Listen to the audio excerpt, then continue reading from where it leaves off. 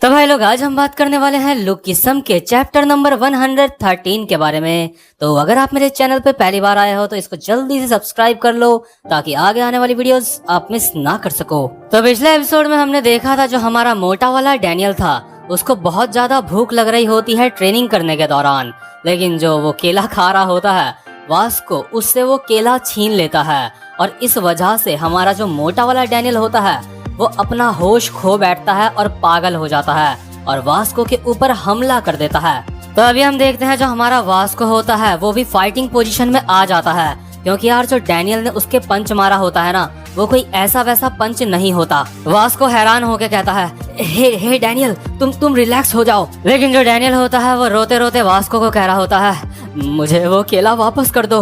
और इसके बाद डैनियल एक और मुक्का मारता है वास्को की तरफ बहुत ही तेजी से, और जो वास्को होता है अपने मन में सोच रहा होता है, नहीं डैनियल ये काफी ज्यादा तेज लगेगा। और यार जो हमारा वास्को होता है वो इस वाले मुक्के से भी बच जाता है और वास्को कहता है, सॉरी डैनियल। और इसके बाद वो डैनियल की गर्दन में एक चॉप मारता है, जिसकी वजह से जो हमारा मोटा वाला डैनियल होता है वो वहीं पे बेहोश हो जाता है। और जो हमारा हैंडसम वाला डैनियल होता है जो इस वक्त घर में सो रहा होता है उसकी नींद उड़ जाती है, क्योंकि अभी मोटा वाला डैनियल बेहोश हो चुका है। तो जो अभी हैंडसम वाला डैनियल होता है उसका दिमाग बिल्कुल सही जगह पे होता है, तो इसलिए वो अपने मन में सोच रहा होता है, ये मैंने क्या कर दिया, मेरी जो ओरिजिनल बॉडी है उसमें मैंने अपना कंट्रोल खो दिया था और वास्को के सिर्फ एक हमले से ही मैं यहाँ पे बेहोश हो गया। तो इसके बाद हैंडसम वाला डैनियल अपनी ओरिजिनल बॉडी को ढूंढने उसको लेने के लिए अपने घर से बाहर निकलता है। इसके बाद डैनियल अपना मोबाइल निकालता है और वास्को को कॉल मिला रहा होता है और अपने मन में सोच रहा होता है,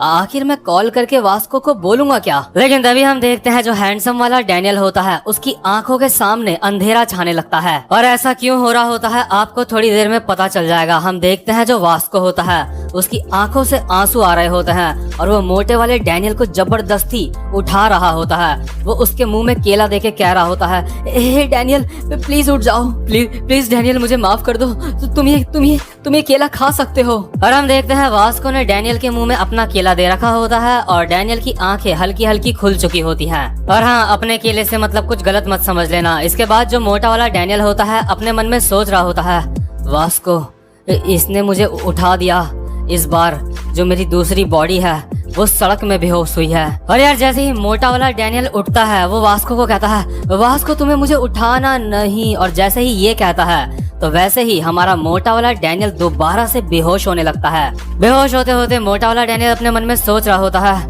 मैं बेहोश हो रहा हूँ, इस बार मेरी दूसरी बॉडी को कौन उठा रहा है। और तभी हम देखते हैं जो हमारा हैंडसम वाला डैनियल होता है उसकी आंखें दोबारा से खुल जाती है और हैंडसम वाला डैनियल देखता है उसके सामने एक लड़की होती है और वो लड़की डैनियल को कहती है, एक्सक्यूज मी, क्या तुम ठीक हो?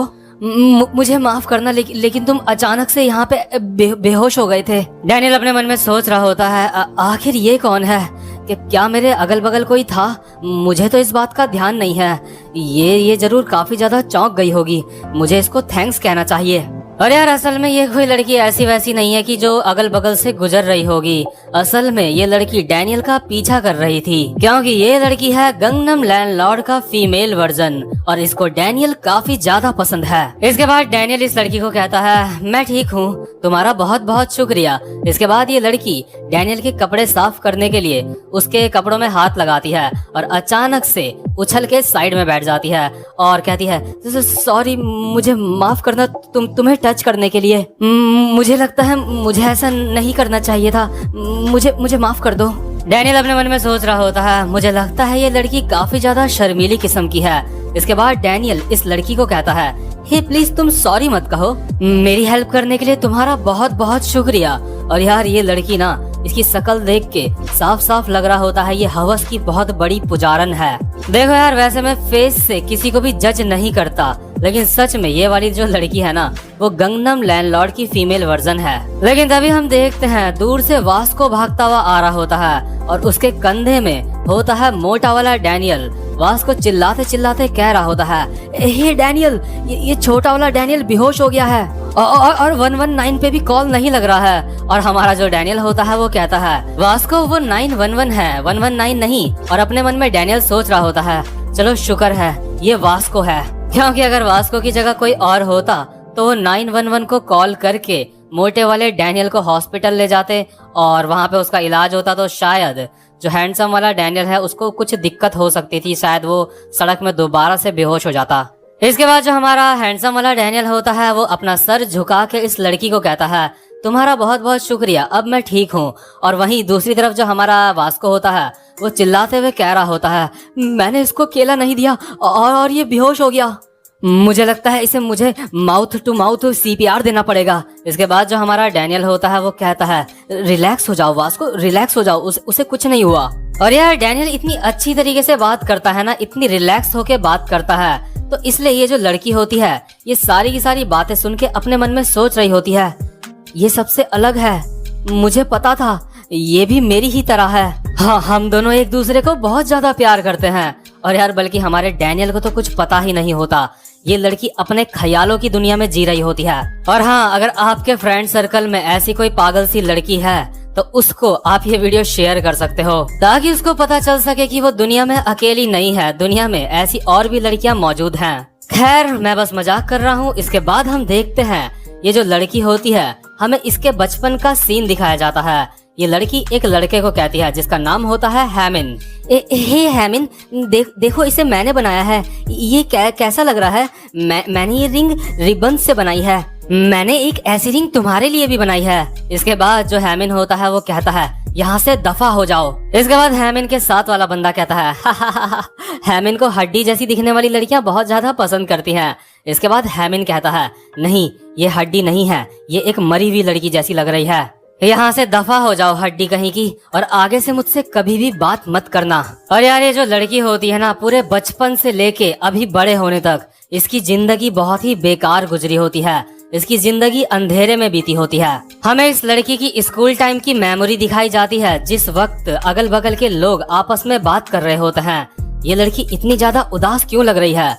मुझे ये लड़की बिल्कुल भी पसंद नहीं है। शिट, ये तो मेरे ही बगल में आके बैठ गई, ये लड़की बहुत ही अजीब है। और इसके बाद हमें उस समय की मेमोरी दिखाई जाती है इस लड़की की, जब ये स्कूल छोड़ देती है और इधर उधर मतलब कहीं किराए में रहती है, तो अगल बगल के लोग आपस में ऐसी तरह की बात करते होते हैं, हमारे पड़ोस में वो नई लड़की कौन आई है, वो अपने कमरे से कभी भी बाहर नहीं निकलती, उस लड़की से बहुत ही बुरी स्मेल आती है और ऐसा लगता है उसे कोई स्किन प्रॉब्लम भी है। जब से वो यहाँ पे आई है, यहाँ पे अगल बगल के कमरों का किराया बहुत ज्यादा सस्ता हो गया है।